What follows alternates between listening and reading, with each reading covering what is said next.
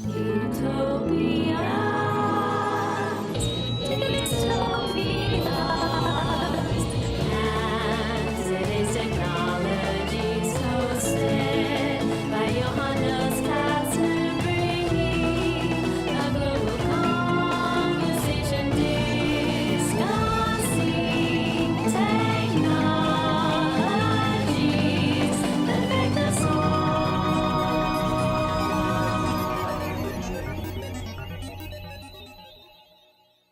Hello and welcome. My name is Johannes and I'm the host of this show. Today I am here with Raj Shroff, who is both in business and in academia. He is an AI consultant at Blue Artificial Intelligence, which is a strategic consulting firm that that is specializing on AI and digital on digital services. And he's also a university lecturer on AI and emerging tech for business. And he does this you do this in Hong Kong, is that right?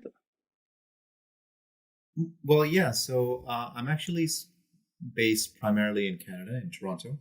But projects, teaching engagements take me all over the world. I do some of this in Hong Kong, where I actually grew up. I teach also in Thailand and just here and there in Canada as well. Fantastic. So you are an internationalist, like myself. Um, let's say, let me just dive right into this topic today. We're going to try to dive deep into deep fakes, and pun is intended. Yeah, let's start by, let me ask you this question, the foundational question of what are deep fakes? Yeah, that's a great place to start. And I may be missed saying this, but thank you for having me on. This is going to be a lot of fun. Fantastic topic. So, what are deepfakes?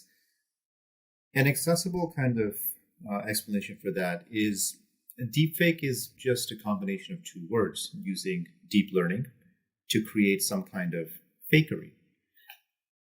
To take this into the next level of detail, it's basically using machine learning techniques to digitally alter, or even fabricate images, videos, and audio.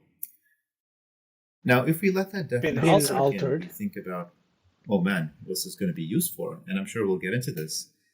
But in terms of the social and business impact, it could be fantastic or frightening, depending on how people use this kind of technology.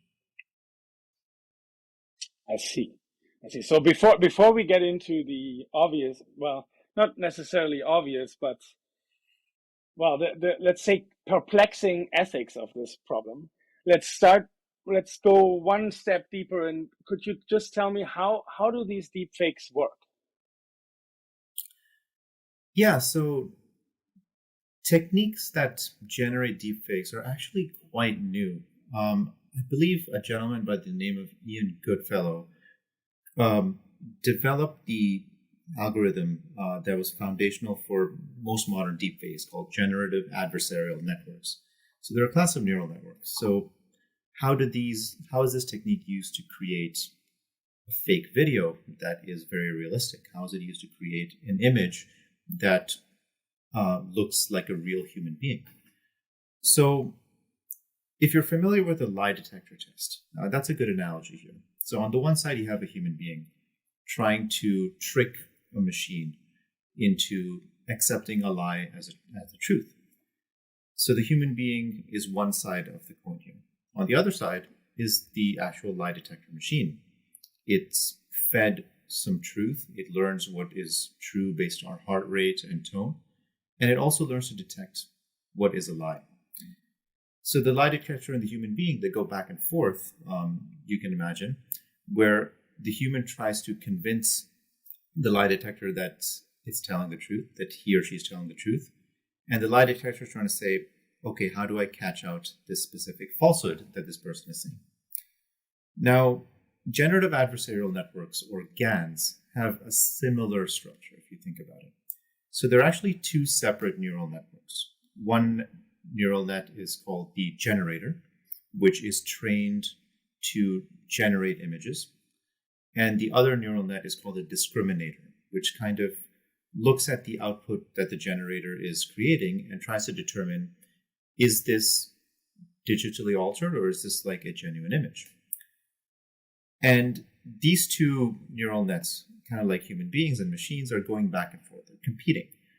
And because of the feedback they receive through the training process, saying, okay, this image was convincing, it fooled the discriminator, or this image was not convincing, you have to do a better job, Mr. Generator. The feedback loops all the way through the system, and each of these neural nets, they get better over time. So the generator gets better at generating realistic images, the discriminator gets better at detecting fakes. And the end result is the system is able to pass off a very realistic looking image, but it is actually fake. So in a nutshell, that's how this technique called GANs, they actually work in the background. Yeah, that's quite incredible. Specifically, it seems that this is a very hard task, even for human. And I guess it's beating humans, because humans are in fact fooled by this technology, isn't it?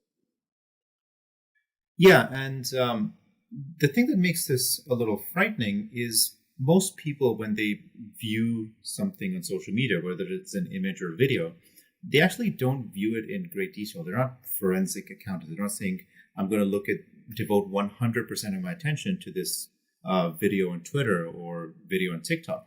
They just view it in passing and say, okay, I'm going to process what that video told me and move on. So they never actually ask themselves, is this real or fake? Because of that, these deepfakes, they don't have to be 100% convincing. They just have to convince enough people to say, okay, that might have been real. Yeah, and so that this is, if you then couple that with the human tendency of believing what they want to believe, you don't need to fool them very much. They already want to believe that. And so if you have a story about a politician or a public figure of any sort, an actor, you could say, about something that they might have done, something, I don't know, attacked someone, or even pornography. So the idea of pornography, I will talk about that in a second. There is a very important case there. But in general, that will have tremendous effects on politics, will it not? Yeah, so the effect you're alluding to is actually called confirmation bias, which is a very established psychological term and study. And it's basically saying when we see something, we're more likely to believe it if it already conforms to our existing views and existing biases. And that's actually quite dangerous. It's one hell of a drug, confirmation bias, because you could feed somebody either text. It doesn't have to be video or deepfake. It could just be text. It could be an article. It could be full of logical holes. But if that article is structured in a way to cater to the person's existing political views or existing biases, it's more likely to be believed. So bringing this back to deepfakes, let's just take the example, hypothetical example of our favorite celebrity businessman, Elon Musk. He has a history of saying some outlandish things. He appeared on Joe Rogan's podcast, smoking marijuana, got in trouble for that.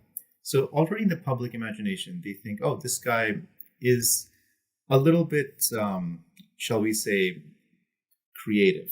And he can say things that are slightly outside of the bounds of acceptability for someone of his stature.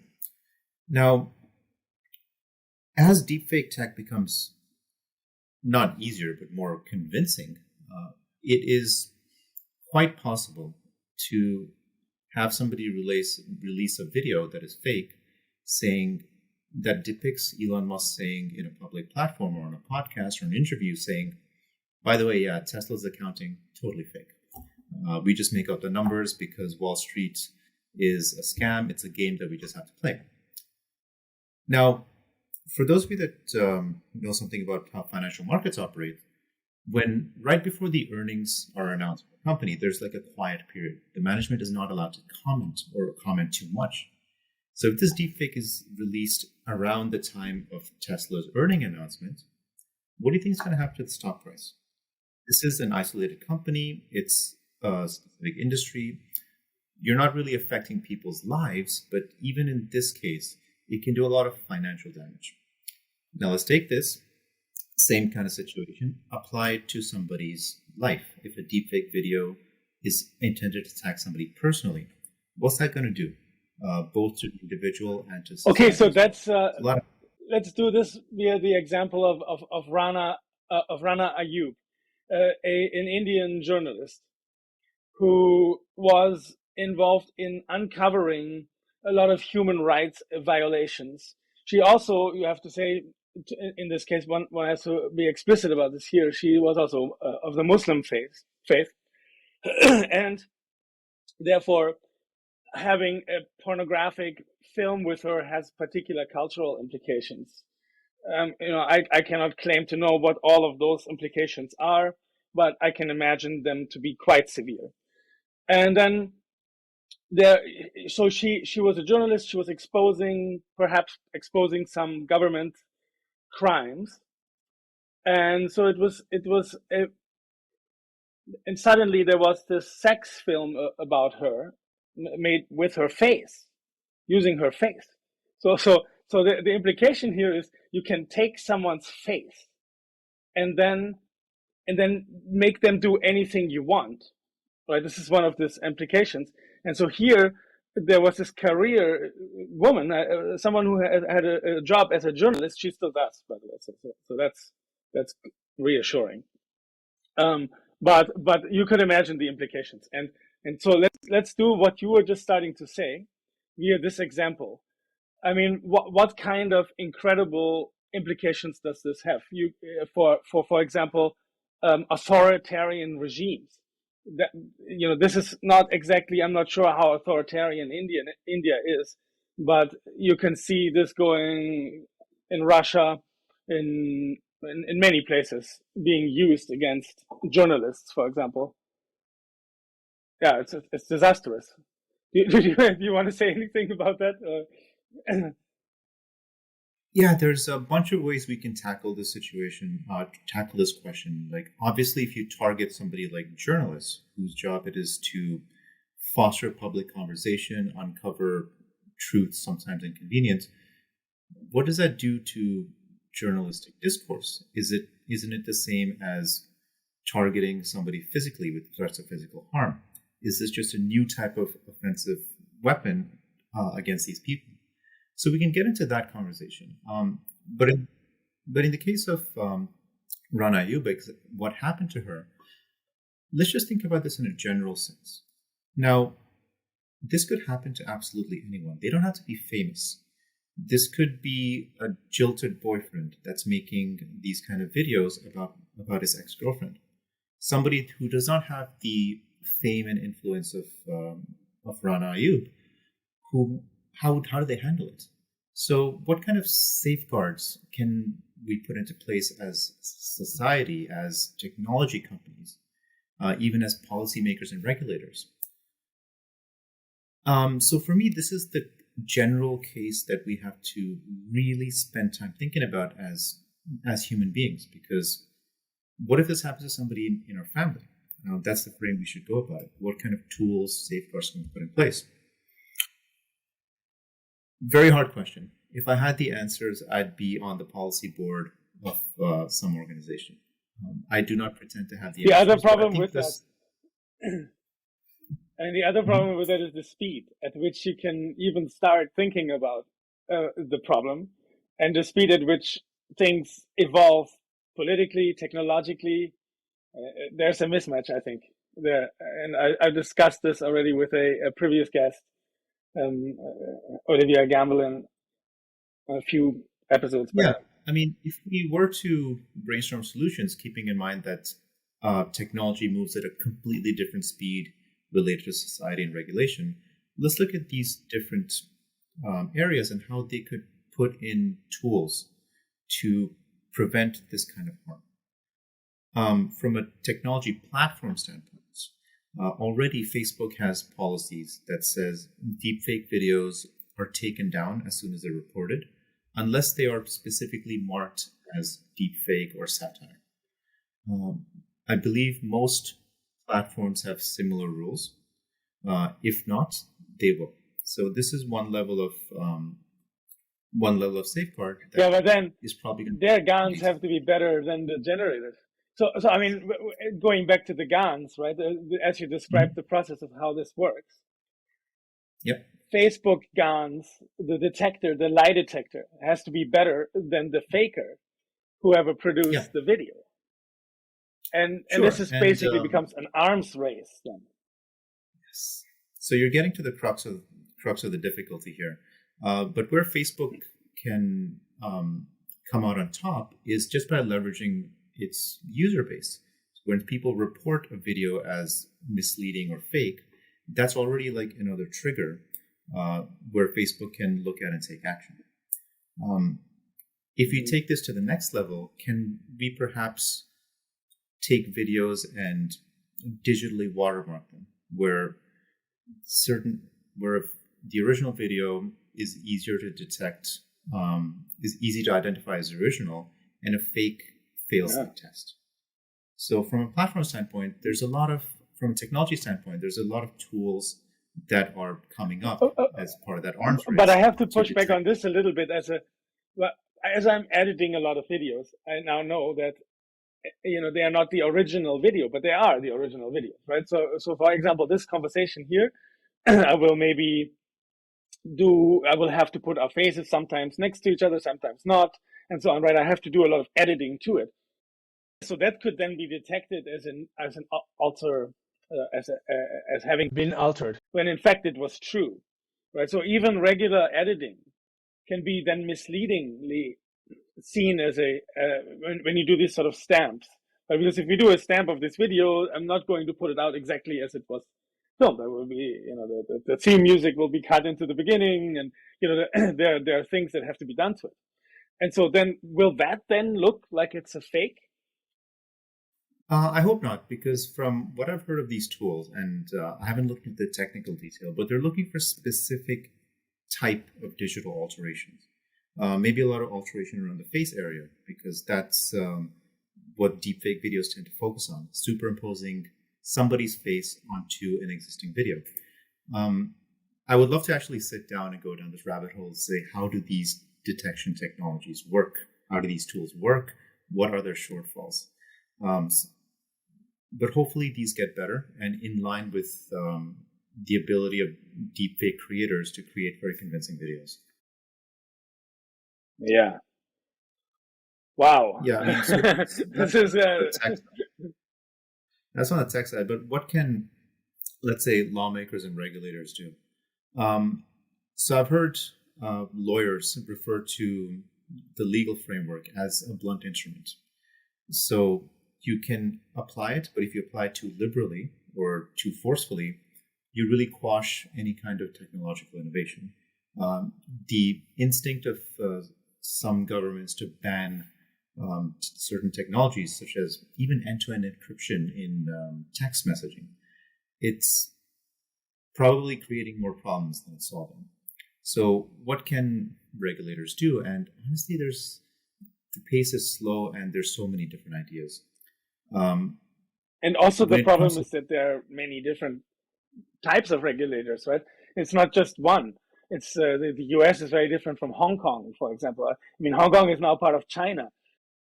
So that's these are the Chinese regulators might feel very different. In fact, they might be much more radical about it in some ways.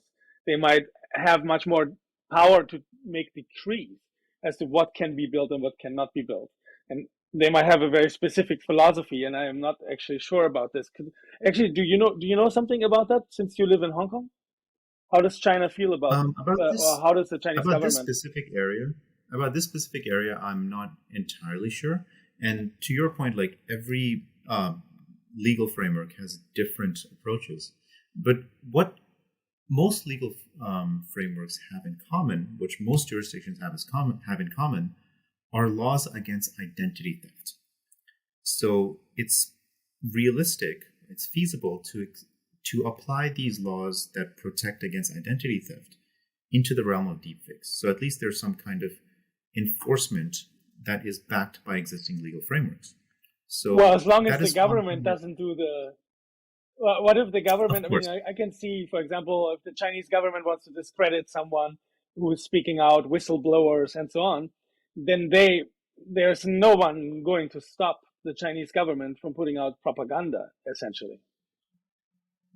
Well, it can't stop any government from putting out propaganda. So then we can Yeah. look at the third pillar of what kind of agency can be given to individuals to really take control of their image online. Currently, if somebody uploads a video of you to a platform, you have to go to the platform, contact them, and request the video to be taken down.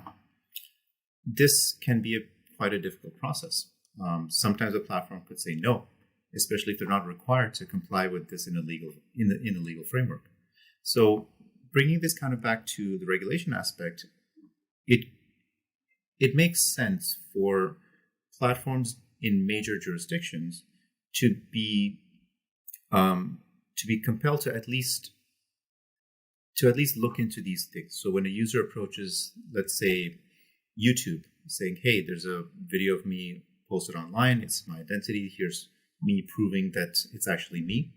I want this to be taken down." If there's this clear framework and a clear process to process these kind of takedowns before the video spreads too far, that's already a step in the right direction. So we have legal frameworks, we have technology tools that detect deepfakes, and also giving some kind of power to the users. It may not prevent deepfakes from being made, especially malicious deepfakes, but it could prevent their spread, and it could give some power and some relief to the victims that, yes, I can at least go and do something. But in authoritarian regimes that are big enough and technologically advanced enough, such as China, where they have their own social media platforms that perhaps are at least partially controlled by the government, in those scenarios, it seems that there is no recourse at all, and propaganda can be taken to a level that has never been seen before.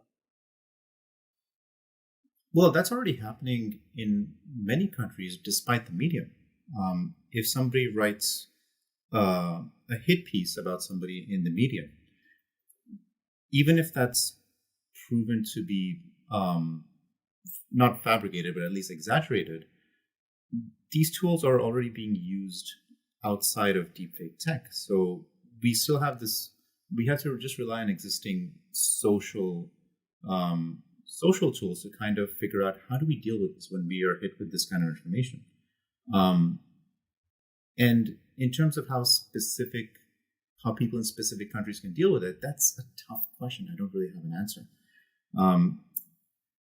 If we look at the big elephant in the room here is also, when we're talking about YouTube and so on, but there are these pornography platforms. So I have to talk about this because it turns out, I think it was a digital tracing service. I will have it in the description section. I will have a link to it.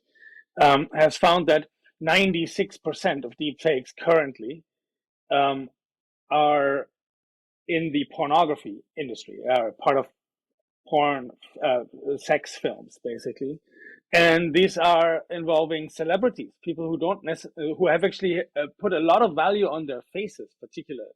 So these are people, actors and actresses, and particularly actresses, I would say, in a lot of cases, whose face has a lot of value to them because it's their recognition, it's their brand, it's a particularly important element of their career. And then it's taken, their face is now taken and put into a sex film that they never made or consented to. And this is 96% of the action at the moment when we're talking about deep fakes. This is a huge elephant, and this is not YouTube and Facebook and the big corporations that are not in the porn organization, but really the most of it in this, I guess, companies like I think they're called Pornhub. They are basically, they don't have these rules, because there in those cases you can find these videos of celebrities. Okay, so how do we combat this? I spent some Yeah. time thinking about this because I know we had this conversation even before the recording. But let's just look back a few years. How did the movie industry, the music industry, combat piracy? Because when we think about somebody's face, although it's a very personal, intimate topic to that person, it's basically protected by intellectual property, a trademark. It's these things, celebrities' faces are protected assets. They're valuable assets. So is music. So are movies. What did the entertainment industry do in the case of Napster, in the case of people uploading movies on the Pirate Bay? First, they tried to go after the platform. In the case of Napster, it worked. They shut it down. In the case of people torrenting movies on the Pirate Bay, for instance, they went after the specific people that were illegally uploading this content. So when it comes to deepfake pornography, the celebrities and the companies that back them, maybe they can take a similar approach. First, approach the platform and say, take this down. This is like a violation of intellectual property. It's a violation of a trademark asset, which is this person's face. This is actually identity theft.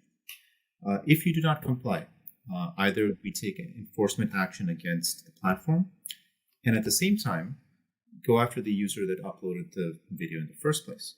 So the playbook, in my mind, has actually been established as people were downloading music and movies. Are people going to approach malicious deepfakes or pornographic deepfakes in the same way? It's possible. If they take another approach, that's also interesting to see how it'll play out. But nobody's going to take this thing down. Least of all the people or the victims that are put into these movies against without their consent. Yeah. Wow. But then the thing in the globalized world where you could be on some island or you could be in some place where the jurisdictions can't get you, and maybe that's where they will all be coming from, and because of the speed at which you can create them, you can create massive amounts of them if you're one person, right? With these tools. Yeah. Is that not right? So it's a very, very tricky problem. So I mean, there's no answer to this. It's I wish I could just come and say here's a solution, but there isn't, because like you said, the tech itself is accessible. It's getting better. So does law enforcement rely on a few high-profile cases and busts that they make? How do you minimize the real psychological pain from this going forward? Not a lot of answers, but my view, just going back to it, you need to have laws, the legal framework, working with improving tech tools for detection, and just giving people the power to like take control of their own image online, giving them the tools and the legal process to say, hey, this is my face. I want control of this. I want sole control of this. Please take it down. Yeah. But then, okay, now we have to, again, on this show, we've talked a lot about the blockchain and decentralization and things like that. And one of the objections to using the blockchain by Tim Berners-Lee was that, one is privacy, and the other thing is this permanency of your data. So if you have a blockchain and you have all kinds of pornographic, deep fake movies, you can combine these two technologies to create something that can never be taken down. That you see that there is this interaction between these technologies as well that we should think about. It is really, I mean, the problems multiply. Once you look at them, you get a sort of sense of vertigo of where we are and what is happening technologically. And a lot of these things are wow. But let's also talk about, I think it's also important to talk a bit about what can be done with these technologies that are not destructive. And it is true that there is this sensationalism about this as well. We should also talk about opportunities in this? Are there any opportunities in this? Can we do something good with deep fakes? We definitely can, and to an extent, we already are. So if we think about the positive applications of deepfakes, digitally altered, digitally created images and videos, there's actually a lot of potential just in entertainment. You could have, let's say, a celebrity that's perhaps aging but wants to lend his image, lend his reputation to a new project. It could be as simple as filming a commercial, or an actor that has been recently deceased can reappear in a movie, maybe not for the entire movie, but as a guest piece. So there's a lot of potential here in the entertainment sector, and it's just fun to create videos that you can share with your friends. It's playful, it's social, it's actually creative content. If you look up examples on YouTube, there's so many. There was a YouTube short where you had a deepfake Tom Cruise kind of announcing his new relationship with Paris Hilton. Obviously, the two of them are not dating. It would be fantastic entertainment for the tabloids if they were. But this kind of video gets a lot of generates a lot of interest, and it's good for the careers of these two people as well. If you watch America's Got Talent, the music show, they actually brought back Elvis to life and had Elvis do a live performance on the show. And the tech was actually brilliant. So you just had some guy who was singing in the style of Elvis, but they were filming him and casting his image on the big screen and digitally altering his image in real time to appear like a younger Elvis. It was fantastic. Entertainment, huge number of applications. Another area that I'm quite bullish about is just in marketing. Now, you're starting a smaller enterprise. I've worked with quite a few small businesses. Marketing is expensive. But with deepfakes, what you have are automatically generated models that look human, that can be used in art, that can be used for advertising, that can be used for marketing campaigns. At a touch of a button, and for something like $20 a month, I can subscribe to a business that can allow me to generate as many faces of people as I would like. And I can use them pretty much as I see fit. Now, these faces are not of real people. That's the distinction here. So there's very few ethical issues. But think about what generated images and generated videos can do for a small or medium-sized company that is trying to market itself with the bigger companies that have a much bigger budget and a much bigger global reach and awareness. It kind of evens the playing field. It makes content creators, whether you're a marketer or a YouTuber, it just boosts your creativity by like 1,000%. With deepfakes, you can generate many variations of a piece of art or a piece of content or an image or a video, and then just fine tune it. So your work, the time you spend, goes down because you leverage these technology tools, and the money you spend also goes down. So overall, from a business standpoint, I'm actually quite bullish on deepfakes being applied in a good way. That's interesting. It also has some implications of what art will be in a way. So that probably hasn't been discussed quite yet very often. I mean, the way I think of art is as a collaboration between different humans. And now you can create movies where you don't need humans, and it may take out that there is a lot of psychology in art, right? There's a lot of I see it that way. I mean, art is a sort of a human thing, and it starts becoming more and more cyborg, if you will. But could you speak a bit about that? Why should we think of it still as art? Why, but I see also, I think there is a missing piece here that a lot of people don't, when they speak about this topic, are not considering, and that is that it still is the human being who is the director, so to speak, and maybe there are multiple of them as well. So it's not exclusive, right? So they're having a bunch of a bunch of say deep fakes doesn't preclude you from also having real actors. Is that right? Yeah, absolutely. There has to be a balance because as consumers of art, whether it's in movies or actual artwork, it depends on what people find compelling, what people find attractive. Would people pay top dollar to watch an entire movie that is deepfake generated or completely CGI? Perhaps they would, but would it attract everybody?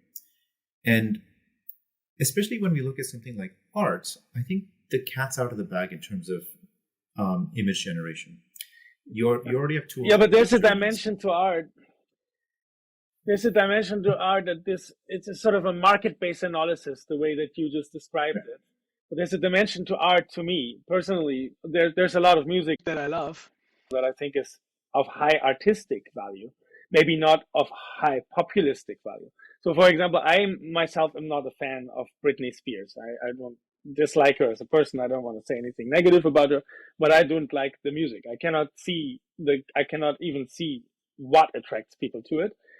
And so therefore, and of course, many more people feel the opposite as I do. But I think that you could say that jazz has a high artistic quality. And I think that people who know a bit about this, they will agree, but they sell less of them. So I feel that it's not really true to say that good art is the kind of art that people validate. I think that popularity is not a good validator for what is good art in essence. And so I'm wondering, can you make something that is of high artistic value that involves deep fakes? Is there something already been done like that, where you could say there are artists who are using them in new ways to express something new or to express maybe the spirit of our times? Yeah, let's talk about an example that's quite recent. So there's a well-documented case of a digital art show. It's a contest. So you create a piece of digital art, you enter it into a contest. Best piece wins. Pretty straightforward. They've had this show for many years. Turns out one of the digital artists used a tool called Midjourney to create a piece of digital art, and it won first prize. And this actually upset many people within the community. It actually upset everyone. And if we dig deep into what actually happened, sure, the piece looked great, but the artist himself used a tool called Midjourney to use a text-based prompt, and the tool spit out a digital piece of art. What the human artist did after that was upscale the image, edit the image on his own. So, but still, even if you say that the human is still doing some work, the genesis of the piece was a machine. So in my view, when I say digital art, the cat's out of the bag, it still has a place. There's still a place in the market for human artists. Because if you know something is created by, of by course, a digital tool, yeah, you can't really connect to it emotionally. You might say, hey, that looks fantastic. And it might, but there's no emotional no, connection. because it So isn't an expression, right? Because it isn't an expression of experience. So art to me is always associated with an expression of a human, bleeding human experience, and that's the whole point of it, right? So if you take that out, for example, AI music is absolutely unattractive to me. I have to say, I listened to a bunch of it. I at some point I was interested in how good it does in mimicking something that and it isn't yet quite that good. Maybe they can perfect it at some point. It'll really sound like a new Mozart composition or something like this. It's possible, but it will not have the same effect simply because it isn't a true expression from a human being. But can you, as a human being, express yourself in new ways? So that's really what the question I'm after is, sort of say, can you have human expressions that are truly human, but that make use of these deep fakes as a new type of brush, if you will? Can you go that far? Can you say, well, I'm looking at this thing, it's actually at the heart of it, it's a human expression, but it's using these tools as part, not necessarily as the whole of it. And so there's one question of generate the whole thing by using AI, and another to use AI as part of your toolkit, if you will, to create something completely new that is still a human expression. Now, this is definitely going to happen, and it's happened even before this whole deepfake thing took off. I remember in 2019, I went to this digital art show in New York City, and it was basically a room, floor to ceiling, with monitors, and there was like very abstract art in moving form generated on screen. A bunch of images mishmashed together, a lot of flowing colors. And it turned out that that piece was created in part using machine learning tools, but really the conductor, the architect of the whole thing, was still a human being. So here, it was a fun piece. It was a good experience, and everybody was aware that this was part tech, mostly human. And this kind of thing is just going to keep going. So if we think about just music, the way music has evolved, I'm sure a purist would be very much against an electric guitar. A purist jazz musician. They have been. What is this electric They have guitar? been. Why do Yeah. I have, what is this pedal that goes wah wah wah? This makes no sense. Absolutely. What Oh, are they these gave solos that are ruining the music? yeah, But still, yeah, it's, exactly. Well, I it's mean, they not- gave a lot of hell to happening. Herbie Hancock for being, yeah. Oh, Herbie yeah. Hancock got a lot of Yeah, hell that- for being, for doing something funky, to have a funky Absolutely. beat as part of jazz was considered not jazz, can't be jazz. And so I can see, yeah, and exactly that's the sort of thing I'm getting at.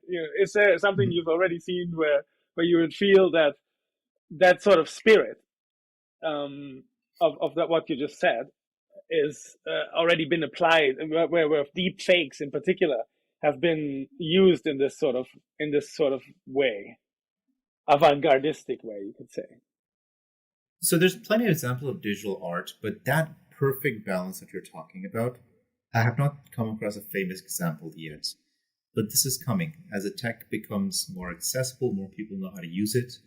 And an existing artist, whether they might be established, they might be new, they might have this aha moment saying, okay, I can use some of this, but still retain my style and still add something on top of it, which I have never done before.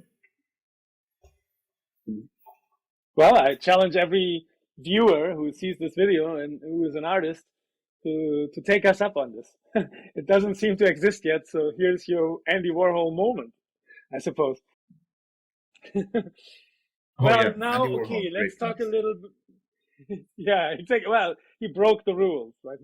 He Oh, yeah. made art in a way that, yeah, exactly. He redefined what art can also be, and in a way, this could be done here. I think there's a huge opportunity in this with the deep fakes to basically prove the people wrong who say that you can't use AI to make real art.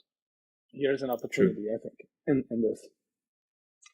And so to go back to the business opportunities, well, also with all of these business opportunities you described, the ability to make cheaper, for example, let's just go with the cheaper marketing one. I surely could use it. You could use it, right? We could use it and we could benefit from it. But at the same time, it does cut out jobs on the other hand. by an actor, right? So I mean, so you're taking from one person and you're giving to another. Isn't that what's happening in there, or is it really a? In an ideal world, no, because if we look at the short to medium term, the biggest users of deepfake tech for marketing material, to generate marketing material, are companies and even entrepreneurs that cannot afford to hire actors anyway. So you're actually addressing a new part of the market who could not afford to hire a human model. And even when we look at big companies, the argument is, hey, if they can save money, they'll do anything to save money. They'll offshore, they'll cut costs. Won't they stop hiring actors? And if we think about if you go back to the human emotion, the human connection part of it, when we look at a great commercial or a billboard, if there's a real human being there, we know it's real, it's moving like a real person, it's kind of even a celebrity that we recognize, that connection that you make to your customer at the moment is not possible using generated images and videos. Is this The important is this boundary phrase being at the moment, right? At the at the moment moment? So is this boundary is going to a be very blurred? quickly shifting. Yes. Yes. Yeah. So I guess in the long run, if we look at it, these deepfake generators for marketing material is just going to be another part of the marketer's toolkit. It's something that they can use to prototype a bunch of different ideas, a bunch of different designs. We're actually going to see product managers use this as well to like create new styles for chairs, for example, instead of designing everything, each specific iteration from scratch. It's going to be part of the toolkit. It's going to turbocharge creativity. But until now, every new tech advancement that has come out, whether it's internet, social media, we've always said it's going to take the humanity out of society. So far, that has not really happened. And I'm not sure. I'm skeptical. Yeah.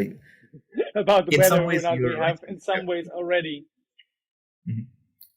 But then, Because I think we have a quite sick society when it comes to our Yeah. relationship to nature, for example. I think, or just the way if you go to an airport, you can see the way that the airport looks, the way that it's designed. Is that for humans? Architectural issues, the evolution of architecture from your classic Baroque kind of designs to streamlined, almost like fatalistic designs today. That's a fantastic topic. I mean, there's definitely a point you're making there, and I actually take the point. But if we look at how humanity has evolved, it has always been through human interaction. So can technology change that or completely sever that connection in 1 or 2 generations? I'm not sure. I certainly hope not. But then, well, you I have suppose deep fakes. You can interact. You have on top of that, you have the metaverse. You can imagine you're interacting with all your favorite fake people, and that's potentially your interaction at the end of it. That would be a That'd be possible catastrophic. implication, a quite dystopian one. Yeah, if we think of the dystopian aspect of it, actually, in one of your previous episodes, you likened existence in the metaverse to living in a digital dollhouse, and I remember that term because I absolutely love that term. When we look at, if you look at deepfakes and project it into its most fantastic or even dystopian future, people can generate very personalized entertainment for themselves. It could be in the form of movies or TV shows. Now, add this layer of virtual reality into it as headsets become more affordable. You can even exist in your own world where you can kind of control the environment. Everything is hyper personalized to you, where a real world relationship or a real world interaction is both unenjoyable but also stressful because you have this other digital existence that just makes you comfortable. Now, as we move towards the technical capability where this is possible at scale, then we're going to have this conversation about what have we unleashed. But thankfully, we're not there yet. And I guess it's good that deepfakes are getting a lot of bad press in terms of its malicious applications because, in a way, I think it's good that we're overreacting. It's actually good as a It should society speed up because- the process of slowing. Yeah, I mean, it speeds up if the we're all process. kind of, I think a little bit of a freak out is warranted here. I am Yeah. absolutely for the freak out because it is disturbing. And also on this way, so if you combine the metaverse, as you just described, with deepfakes, and you consider that a lot of young men might have problems with dating young women, there's this discussion we have to address. And now let's say they can have something that feels like a real romantic and sexual relationship with a completely fake person of their choice. What kind of results? I mean, this gives me vertigo. That kind of consideration gives me vertigo. What will that do to society? I think already pornography has done a lot of damage, and Yes. and now we're talking about the metaverse where you can maybe have sexual experiences in a depersonalized way, and now we're adding to this the dimension that you can both if you combine, let's say, the capabilities of deep fakes with ChatGPT, for example, and the generation of voices and anything you want from whatever ChatGPT say generates, then or something like ChatGPT. It probably won't be ChatGPT, but in any case, you combine these two ideas, then suddenly you can have a relationship with a completely made up person that is exactly how you want them to be. Yes. Does all the things that you want them to do. And you have no more need to, I mean, of course, I don't subscribe to this. I don't think I would fall prey to this, but I think a lot of people would. And suddenly you don't have the need for personal relationships anymore. Human relationships. Yep. And that frightens me. And so I think that there is in some ways, when you think of the implications of that, and you think of the logical conclusion of this, yeah, I think there is some reason to be. It's even more frightening because I'm one of the people that holds a contrarian view that we're actually in a population crisis globally, with aging societies, falling birth rates. Shouldn't be worried about overpopulation. Maybe in specific regions we're overpopulated, but as a whole, we're heading to a space where we're not creating enough new people to replace the existing people. And what does that do to human productivity? What does that do to economic productivity? Countries like Japan are already kind of grappling with this right now. So if we add this utopian digital existence where you can exist on your own terms, you don't even have to go through adversity of making it in life. I find it dystopian, frankly. It's dystopian. Maybe some people think of this as a utopia. Yeah, you're describing a Ready Player One really scenario where you're completely entertained online. This is actually horrible. So how do we as a society kind of push back against this? Like, we haven't had this conversation enough. And I believe as especially VR becomes more accessible, we're going to have this conversation. Yes. Well, I hope we see it. Would be good to have it before it starts becoming accessible, because I think that once it becomes accessible, we will be running behind one problem after another, and those will have, and the problems themselves that we will see arise will have enormous costs. So if we can avoid them ahead of time, if we can think about it now and start the conversation now, which is what I'm trying to do here, and I thank you very much for taking me up on this as well. I think that what we're doing here is something that's a little bit prescient. I looked on YouTube and I couldn't find this kind of discussion that we're having here yet. So this is, and I think it is very important that we have it now. So I'm just saying that, and the implications are really tremendous, and also the solutions are hard because the sheer amount of money that goes into developing more tech to even make these problems come faster in a way is spent much faster than the money that is being spent on trying to solve the problems that will come from them. Is that not Absolutely. Also a dimension that you see? I mean, the money goes all into the things that you said, marketing improvements. It comes from these areas. But would you say, let's say we do a utilitarian calculation and we said we want to maximize the benefits and minimize the costs of this, then I would say that currently we're focusing on the benefits in terms of the money that we're throwing at the problem. I mean, I'm talking about we as a collective.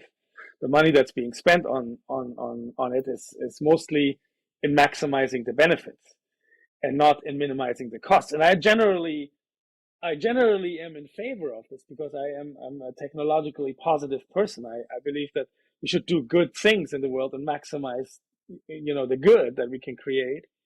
But in this particular case, I'm not sure. I have this feeling that the costs are pretty tremendous here. And we haven't a financial way to address them. Basically, we haven't spent the money on minimizing them. What do you say to that? I say that you raise a really valid point, and we should think about this not only from a business financial cost standpoint, but also social cost. It's like, how do we develop these systems and tools that ultimately improve human lives?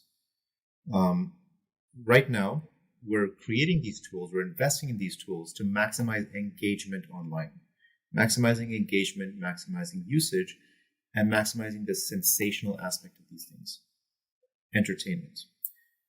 Can this be used to actually improve our daily existence? And that's hard to put a dollar value on that, but in terms of the future of at least our children's generation, that's something that we really must think about.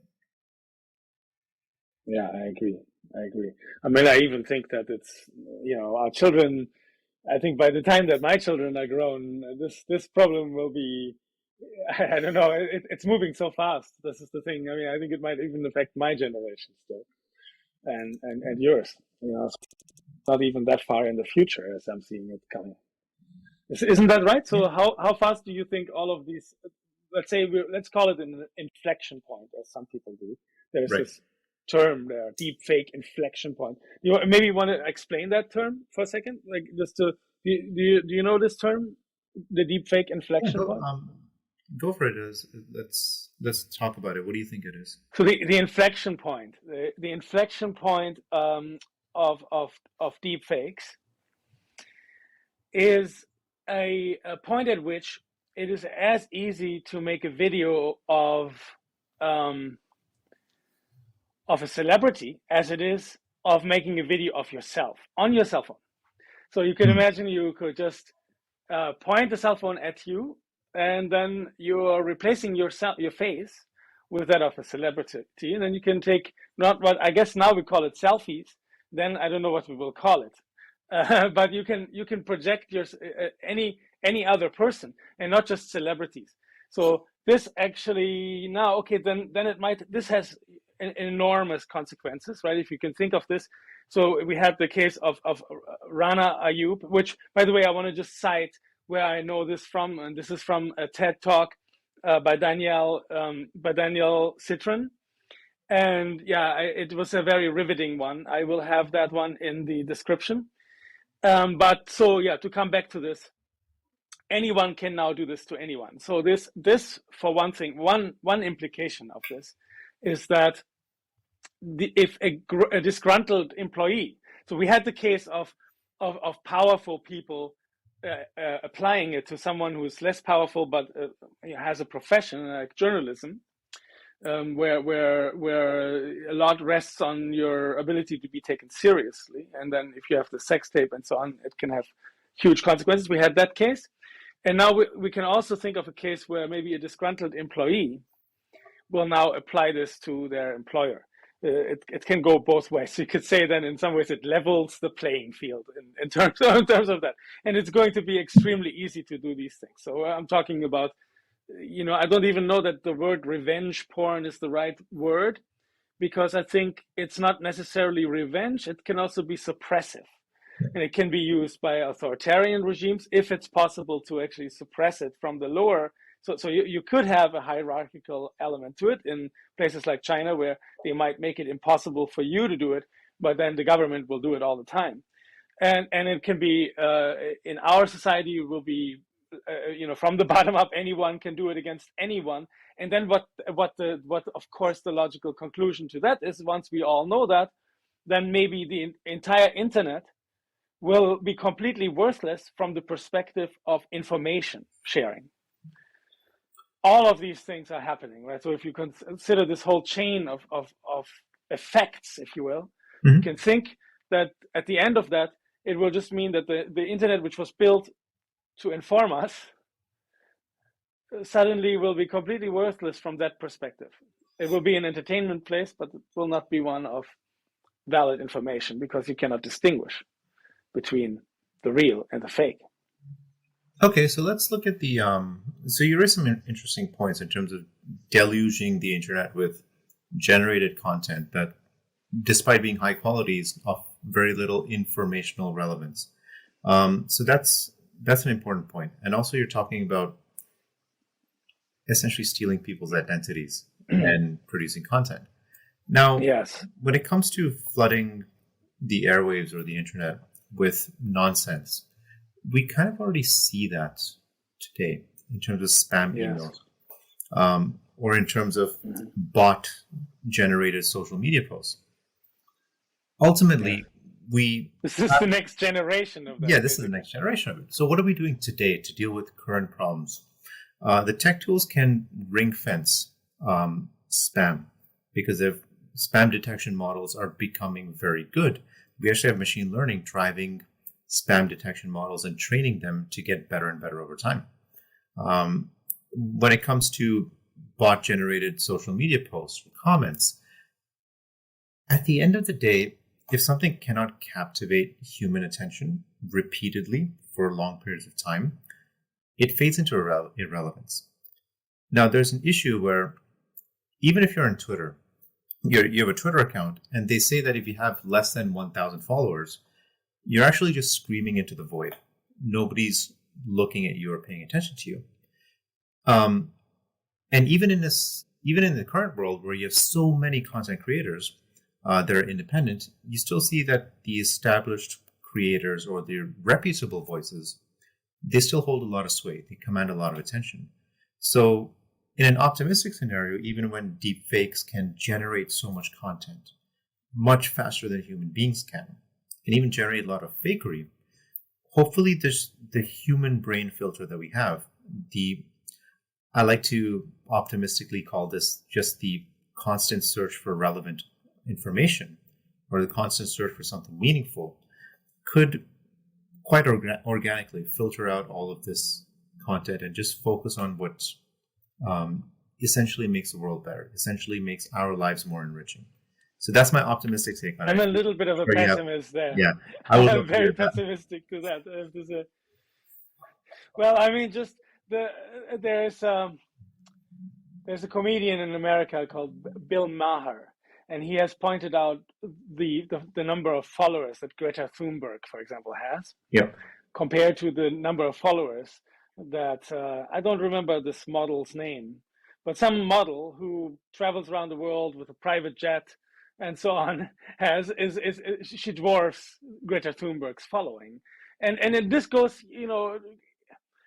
when we've seen this in the election of Donald Trump, and various, let's say, not so democratic politicians around the world, that people have been duped quite a lot already without deep fake. And so, as we were saying before, the confirmation bias. Right? So this confirmation bias that we have. So I'm worried that the confirmation bias is a stronger force than the filter for many people. So not for everyone, and I think there's diversity in that. But this visceral experience of a video, I feel that you can feel quite immersed in that already. You can add the third dimension to this in the metaverse, and you can feel even more immersed in this. And this visceral thing, it seems to be an instinctual thing that we evolved, that evolved for, in an environment where what you can see, what you can feel, what you can experience is not fakeable.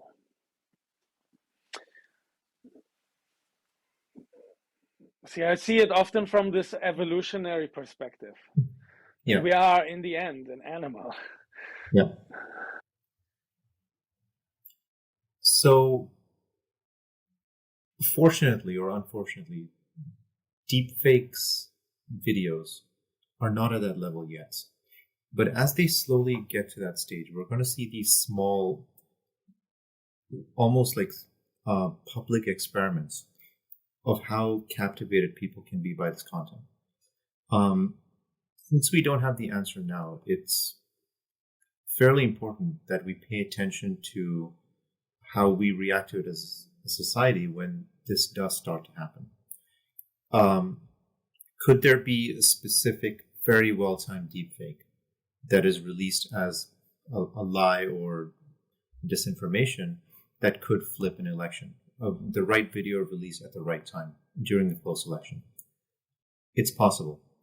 I suspect that in terms of how regulation and enforcement respond to this, that response will only happen after the event, whatever the event may be. So it's going to be quite interesting to see how this plays out at what speed. Because you mentioned the inflection point where it becomes very easy Yes. to create this content. Will society Yeah. react before this inflection point or after, when you're essentially playing catch up? Yeah, exactly.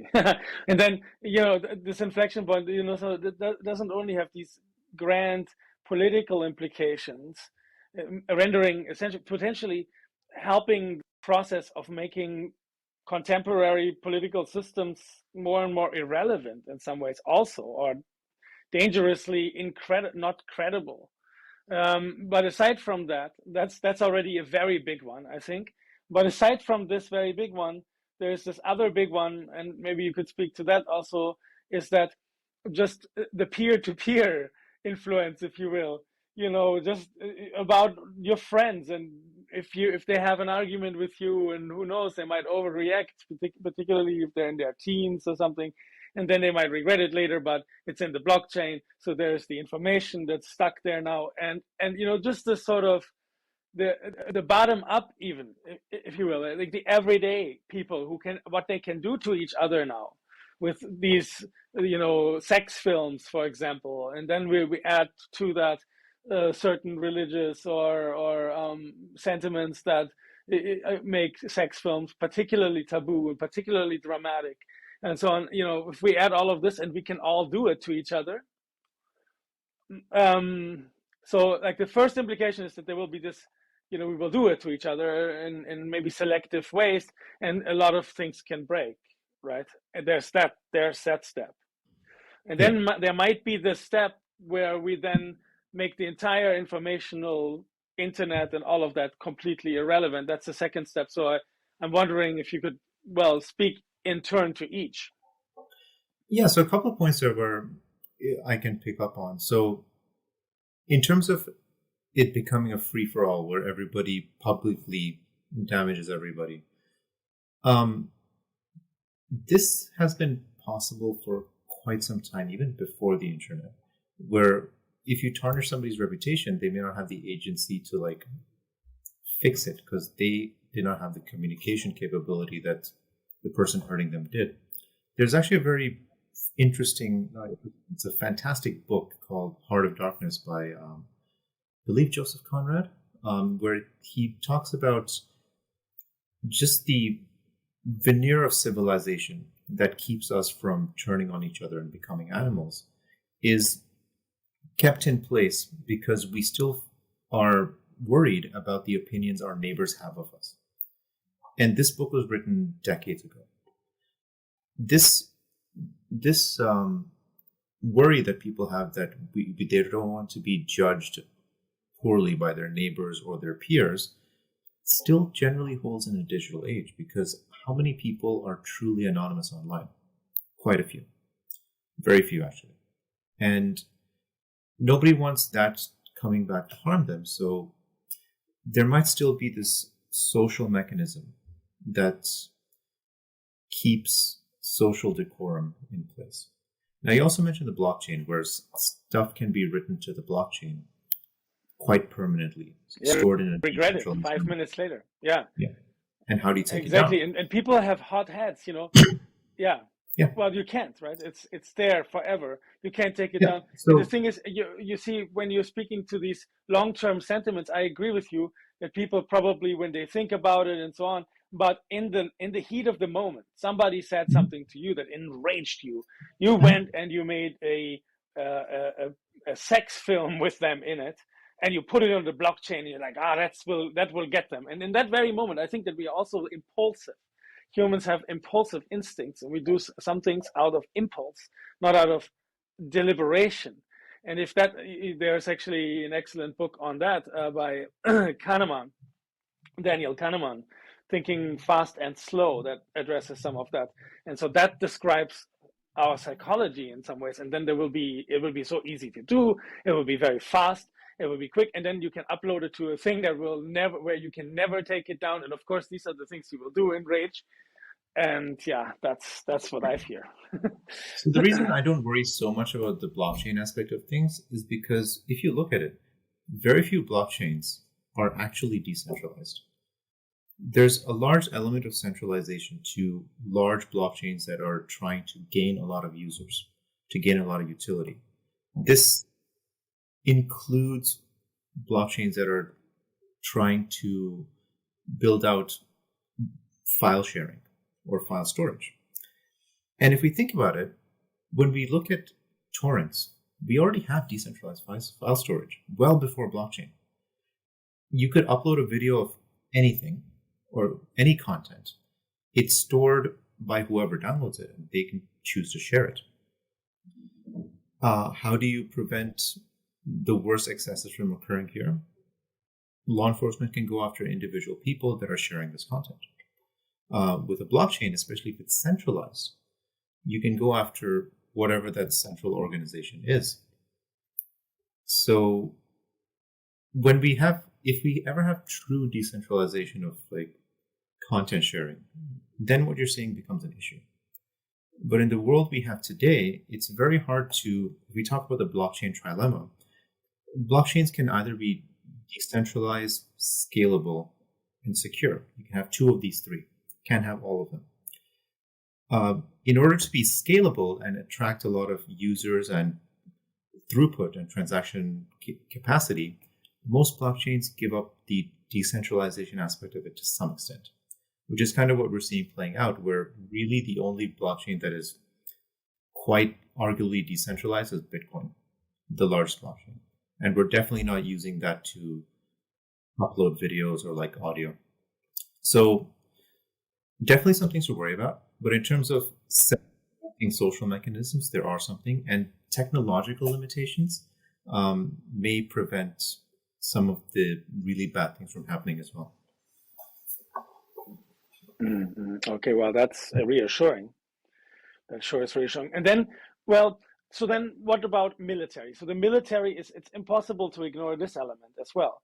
Mhm. There is already a deep fake of Zelensky asking his Yeah. Ukrainian soldiers to surrender, To and surrender. to lay down their weapons.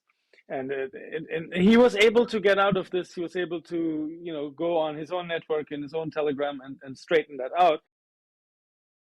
But to what degree it affected them in the end, in that one day or so that it was up, I'm not sure.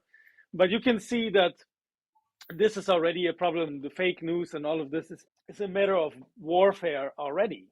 And also, foreign countries trying to affect elections in other countries.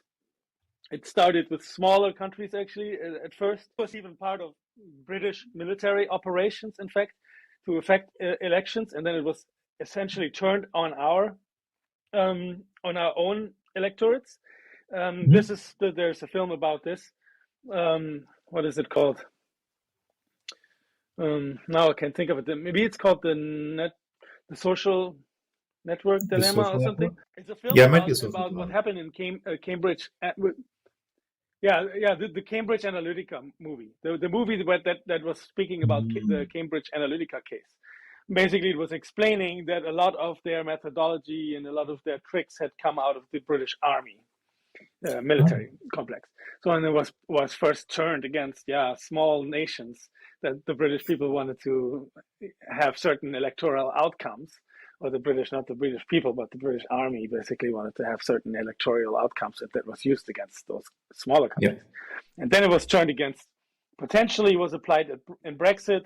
There is not, the information about this, whether that is true or not, is not clear. But certainly it has been applied in the election of Donald Trump, and probably put him on top of it, over the top of it. So it's not, people still talk about, oh, it didn't happen and nobody influenced the elections and so on. But there is evidence that Cambridge Analytica, potentially with Russian money, who knows, have in fact swayed this election. There is some evidence to that effect. And they certainly felt like they did it. So there's evidence to that, where they say, well, we won this election. We put him over the top. And then they also did very careful analysis of Facebook data and so on. So now you put this deep fake technology, you add that to the mix, and you give it anyone, so including say internet farms funded by Russia, that has maybe 300 people working there, ability gives them the ability to create all sorts of American characters, potentially people who are actually in America living, and then they make them say all sorts of things, right? So it could become this sort of mass warfare. This cyber warfare is certainly a big application here, right? And that's also frightening because each side can do the same, but what we're doing is we're basically destroying each other's societies, their political systems, the division in America, the polarization can be seen as an effect of previous generations of this kind of technology where deepfakes were not available yet. But if you add this deepfake dimension to it and you make it very easy, there is that, right? Yeah, so information warfare has been around forever. It's been evolving. There's been new tools being added to that toolkit. Deepfake tech could potentially just be the latest tool into that toolkit. Now, is there going to be pushback against this?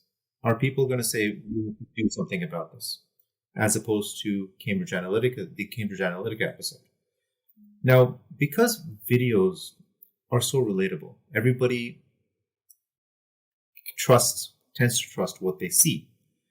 One way to look at this is if there's a high-profile deepfake video that eventually turns out to be wrong, that erosion of trust, that generation of anger, because nobody likes to be duped, that might create enough of a blowback, especially for the platforms, just to get better at identifying and removing this kind of content. Now, when the public found out about Cambridge Analytica, first of all, most of them didn't understand it. It's very hard to think about algorithms, data collection, data farming. It's complicated, it's abstract. So the visceral reaction of, hey, I've been scammed. My data has been stolen, it's been used against me. I've been made a tool, is perhaps wasn't there to the extent if instead Cambridge Analytica had used deepfake videos. People would have been angry, saying, how dare you? You're messing with my brain, you're messing with my mind. And if there's enough of a public blowback, lawmakers eventually have to say, hey, we got to do something. Tech platforms will say, hey, we got to do something. Because nobody wants to be in the position where Facebook was with Cambridge Analytica multiplied by 10,000, because now everybody's angry at you. So maybe just the fact that videos are so convincing, deepfakes are so convincing, could eventually lead to hopefully a limitation of how they can be used in this kind of information warfare. Again, here's me being optimistic. You're probably the more critical side of these things, but that's kind of how I think about this. On this area, a little bit, and then there's also this other thing that we should also talk about that's directly related to what you just said, which is that what about the case where something is actually real? Some politician got caught doing something, and now they can say they can put this doubt on it by saying, no, that's a fake, that's a deep fake. Yeah. And so now what about that side? And now Google has to take this video down because it could be a deep fake and it's very hard to detect.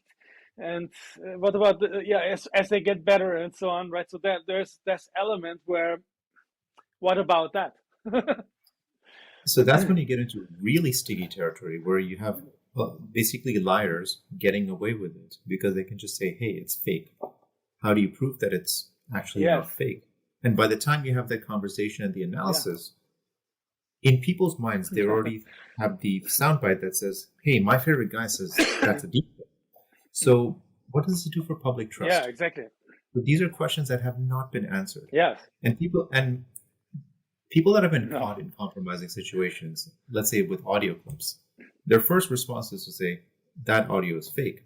Somebody posts something really bad on social media, their first reaction publicly is say, hey, my account was hacked. That wasn't me. I would never do something like that. When it comes to deepfakes, and they can just point to that elephant in the room saying, hey, it was that tech, not me. What does this do for public trust? So these are questions we have not really looked at. We really have to. No, we do. We do have to look at that. It's critical, and we have to look at it fast. and I don't even see. I think there was there was one YouTube video, and also in the description will be a link if I can find it again, that was discussing this exact topic that we were just talking about. But there's other than that, other than the few conversations I've seen on this topic, there's is rather lacking. Yep. So there isn't a whole lot of conversation about this topic, and it would be great for everyone who's watching this, for everyone who can help get a conversation on this going. Bring in legal scholars, bring in, and I'm happy to talk to everyone as well. So just Yeah. so that you know that I'm out here trying to produce and help with this conversation, but I think it's a critical information. These things, I mean, we speak all day long about particular politicians. You can find enormous, you can find troves of videos on particular politicians doing something, this or the other, but you cannot see very many discussions on these incredible technological changes that we're in the midst of, that is changing everything in the entire equation. And so I think we need to start talking about it. Absolutely. And you said and I guess that's what we're doing.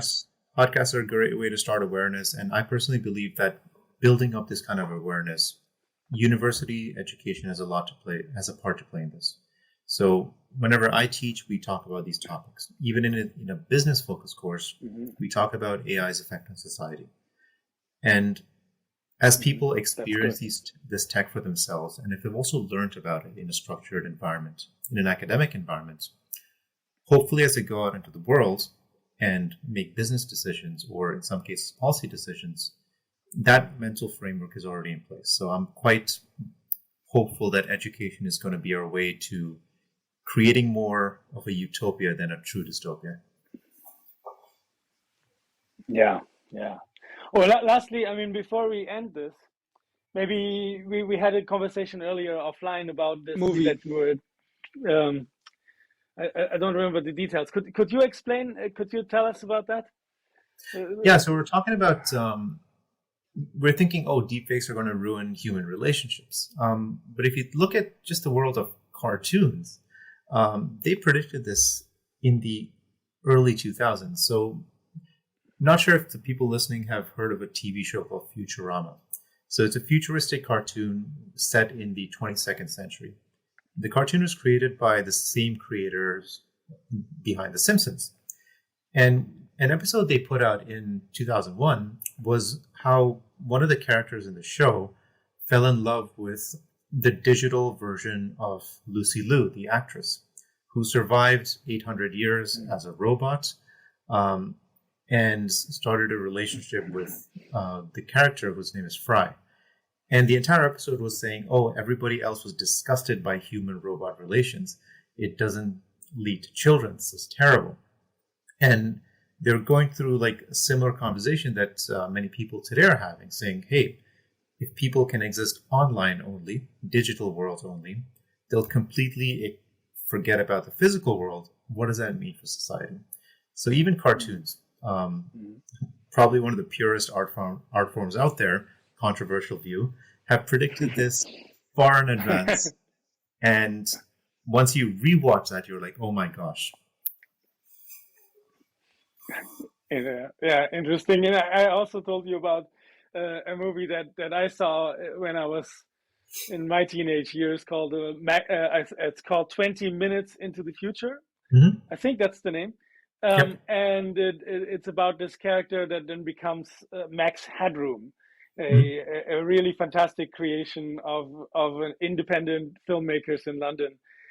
Very interesting. I will put links into the description. I think if you're interested in what we just talked about, this will be interesting to you. It has to do with a journalist, again, a journalist getting at the truth of something really evil, that it's his own organization is doing his own broadcasting corporation, which is an American company, doing something in London. I don't remember the exact context, but it's fantastic. So they tried to kill him, but they already had a digital twin of him so that his show could keep going. He has this as a journalist, and they could control him essentially.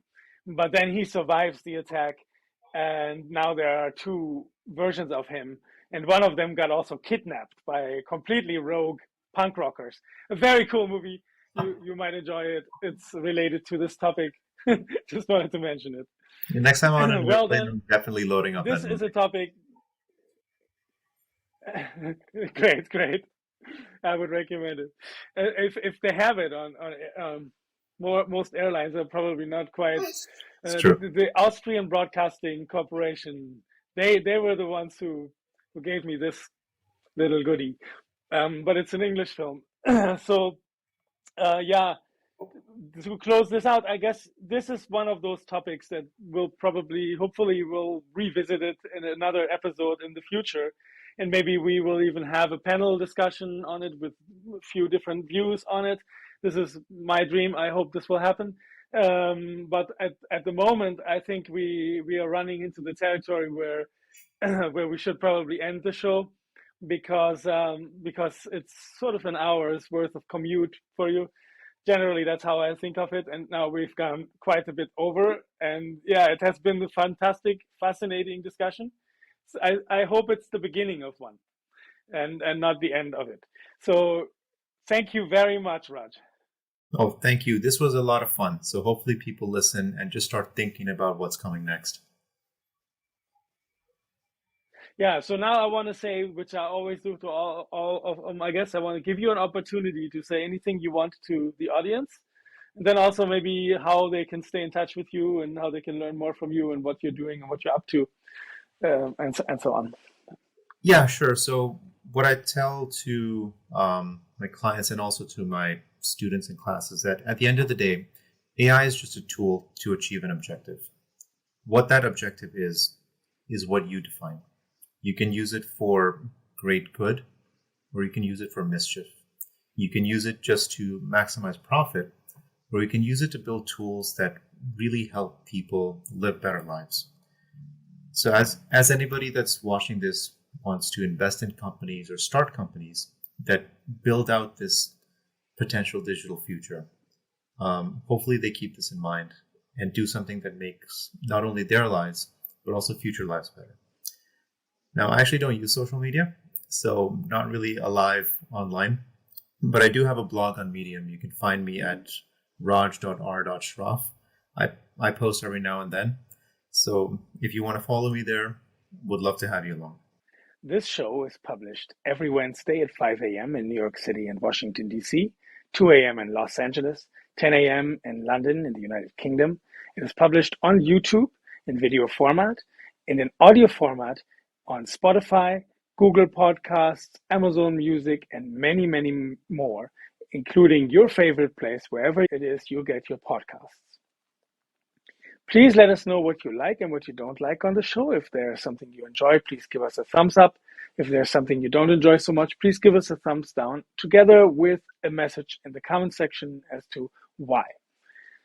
Next week, I will be meeting with Richard Thigpenny, who will present to us his own unique digital twinning solution to help refugees have more meaningful lives and careers in Europe and in the United Kingdom. What the digital twin approach will be in the context that I'm using it is it's actually a new way of actually engaging with refugees and the knowledge that they have.